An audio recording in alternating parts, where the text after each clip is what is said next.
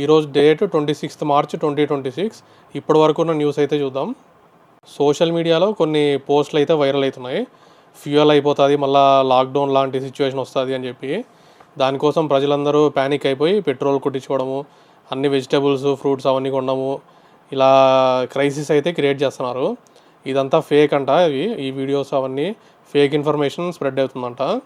చాలామంది ఇప్పుడు పెట్రోల్ కొట్టించుకోవడానికి వెళ్తే దొరకలేదు, అవుట్ ఆఫ్ స్టాక్ అయిపోయింది పెట్రోల్. కాబట్టి ఇలాంటివన్నీ ప్యానిక్ క్రియేట్ చేసి మనమే షార్టేజ్ క్రియేట్ చేస్తున్నామంట. కాబట్టి మనకి ఇప్పుడు స్ట్రైట్ ఆఫ్ హార్మజ్ అని అక్కడ ఇరాన్ దగ్గర అది లైన్ ఉంది కదా, అక్కడ మన ఎల్పిజి ఇవన్నీ పెట్రోల్ క్యారీ చేసేది 2 షిప్స్ అయితే వచ్చాయి. ఇలా షిప్స్ వస్తూనే ఉంటాయంట రెగ్యులర్గా. కాబట్టి షార్టేజ్ అయితే ఉండదంట, లాక్డౌన్ లాంటి సిచ్యువేషన్ అయితే రాదంట. కాబట్టి ప్యానిక్ అయితే అవ్వకండి.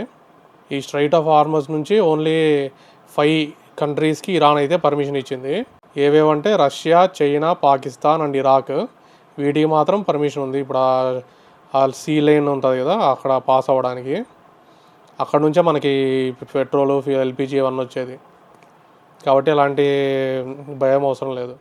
ఆంధ్రప్రదేశ్లో 14 పీపుల్ ఒక ప్రైవేట్ బస్సు ఒక లారీని గుద్ది మంటలు ఎక్కిపోయి మొత్తం కాలిపోయింది. ప్రకాశం డిస్ట్రిక్ట్లో అయితే ఈ యాక్సిడెంట్ అయితే జరిగిందంట. ఒక లారీని అయితే ఈ బస్సు గుద్దింది. ఈ ప్రైవేట్ బస్సులో ట్రావెల్ చేయడం ఎంత తగ్గిస్తే అంత మేలు. మ్యాక్సిమం ఆర్టీసీ బస్సెస్లో ట్రావెల్ చేయడం మేలు. అవి కూడా సేఫ్ కాదు, కానీ బెటర్ ప్రైవేట్ బస్సెస్ కన్నా. మొన్న రీసెంట్గా కర్నూలు జరిగింది, ఇప్పుడు మళ్ళీ ప్రకాశంలో 14 మంది కాలిపోయినారు. దారుణం ఇది.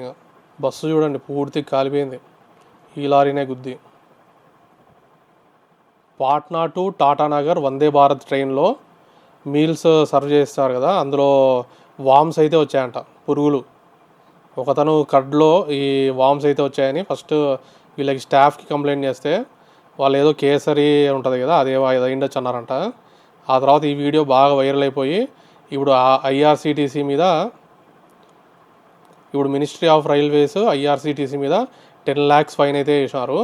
ఇంకా ఆ వెండర్ ఉంటారు కదా, ఈ మీల్స్ అన్నీ ప్రొవైడ్ చేసిన వెండరు, అతనికి 50 lakhs ఫైన్ వేసి ఆ కాంట్రాక్ట్ని కూడా క్యాన్సిల్ చేసినారు.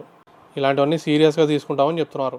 హైదరాబాద్లో ఎల్బీ నగర్ టు హయత్ నగర్ ఒక డబుల్ డెక్కర్ కారిడార్ ఫ్లైఓవర్ అయితే పడుతుంది. 941 crores అయితే పెడుతున్నారు దానికి. ఇదిగో ఇలాగా ఫస్ట్ కింద ఒక మామూలు రోడ్ ఉంటుంది, పైన ఫ్లైఓవరు, ఆ పైన మెట్రో. ఇలాంటిది అయితే ఒకటి వస్తుంది ఎల్బీ నగర్ టు హయత్ నగర్. అంతే. ఇంకా నెక్స్ట్ వీడియోలో కలుద్దాం.